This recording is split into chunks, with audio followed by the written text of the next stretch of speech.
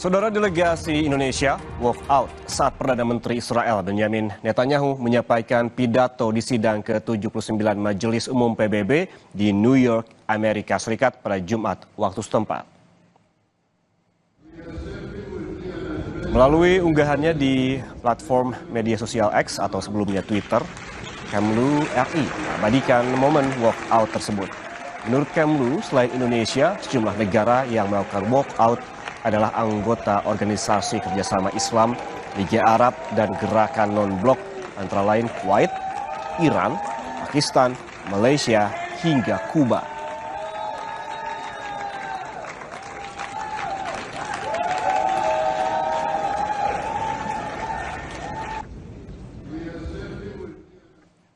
Kita lihat saudara pada sebelumnya saat menghadiri pertemuan tingkat Menteri Negara-Negara Gerakan Non-Blok mengenai Palestina di New York dan pertemuan tingkat Menteri mengenai situasi di Gaza dan implementasi solusi dua negara, Menlu Retno Marsudi mengajak negara non-blok dan negara lain menggunakan pengaruhnya untuk mendorong pengakuan negara Palestina.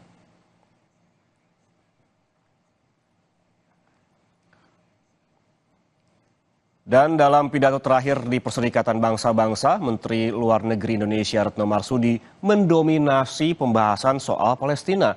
Retno juga merespons pidato Israel pada Jumat lalu dan mulai November mendatang, Retno menjadi utusan PBB untuk isu-isu air. Selengkapnya, laporan jurnalis VOA Randy Wicaksana dari New York. This is my last opportunity as the Foreign Minister of Indonesia to represent my country to speak before the UNGA. Dalam pidato PBB terakhirnya sebagai Menteri Luar Negeri, isu Palestina mendominasi isi pidato Menlu Retno di sesi debat umum PBB. Dalam pidatonya, Retno merespon pidato Perdana Menteri Israel pada Jumat lalu. As long as Hezbollah chooses the path of war, Israel has no choice and Israel has every right to remove this threat and return our citizens to their homes safely. Israel seeks peace. Israel yearns for peace. Really? How are we supposed to believe that statement?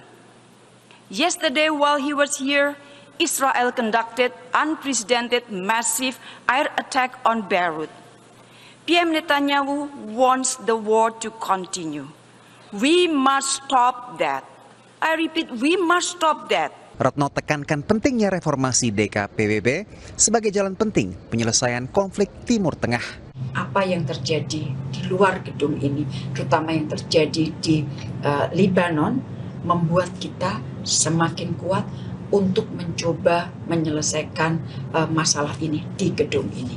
Tapi sekali lagi, bola ada di Dewan Keamanan PBB, terutama para pemegang veto. Selama seminggu di perhelatan Majelis Umum PBB, isu Palestina mendominasi topik diplomasi Indonesia.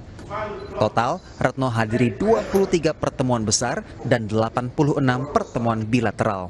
Sidang Majelis Umum ke-79 ini menjadi sidang terakhir Retno di PBB. Retno Marsudi telah mewakili Indonesia dan berpidato di sesi debat umum selama 4 kali dalam masa jabatannya. Dan pada bulan November mendatang, Retno Marsudi akan menjalani fungsi barunya sebagai utusan khusus Sekjen PBB untuk isu air. Retno Marsudi menjadi orang Indonesia pertama yang pernah ditunjuk oleh Sekjen PBB untuk posisi utusan khusus.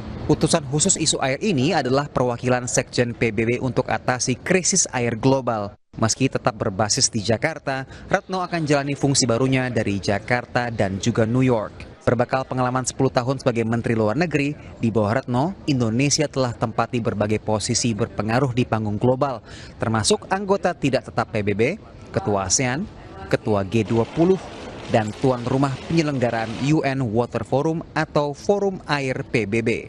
Pencapaian ini dianggap membuat Retno ditunjuk sebagai utusan khusus PBB. Special envoy ini harus orang yang disukai, orang yang perkataannya didengar oleh semua negara anggota PBB. Apalagi beliau akan bicara hal-hal yang cukup sensitif ya. Sosok Retno Marsudi semakin mendapat sorotan di periode kedua Joko Widodo yang selalu absen dalam perhelatan sidang Majelis Umum PBB. Di periode pertama Jokowi, Indonesia selalu diwakili wakil presidennya Yusuf Kala. Dari markas gedung PBB di New York, Randy Wicaksana dan Taris Hirziman, VOA.